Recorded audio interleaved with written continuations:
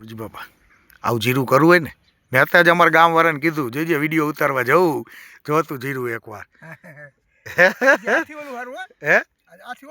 એવું હે એ ક્યાં હે બાજુમાં છે તો એમાં જઈ આટો મારવા હે શું વાત છે આથી ને એ સારો પ્લોટ હે બોલો બુરજી બાપા કે તો આ આવું હે હવે વિચાર કરો તમે આ જીરું આવું હે આખો પ્લોટ બતાવો મિત્રો એવું નથી આ 50 વીઘાનું જીરું એટલે કોઈ નાની સૂની વાત નથી આમ જોવો તમે આખો ખંડ ઊભો હે મુરજી બાપાનો એવા કાંઈ ઘટે નહીં અને આ પહેલી હા એની ફૂટ જ કહી દઈએ નીચે તળિયેથી લઈ અને ગ્રીનરી આ ગ્રીનરી જાય દાદા હે ગમે એવી દવા લાવે મોંઘામાં મોંઘી સ્પ્રે કરવામાં ખાલી 12.5 રૂપિયાનો પંપ પડે કેટલો આપણને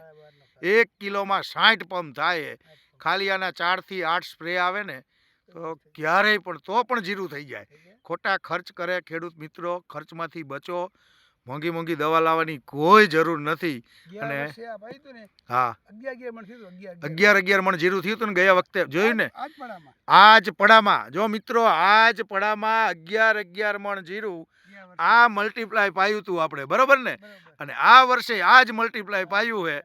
મતલબ દર વર્ષે આને પવાય જોયું ને સાંભળ્યું ને મિત્રો આ લાઈવ વાત છે મૂળજીભાઈની કારણ કે એ મોટા ખેડૂત છે નાના ખેડૂતને હવે સમજવા જેવી વસ્તુ છે જો મોટા ખેડૂત આટલું બધું સમજી શકતા હોય તો આપણે તો નાના ખેડૂતને ખાસ મલ્ટીપ્લાય ટેકનિક સાથે ખેતી કરવી જોઈએ બરાબર ને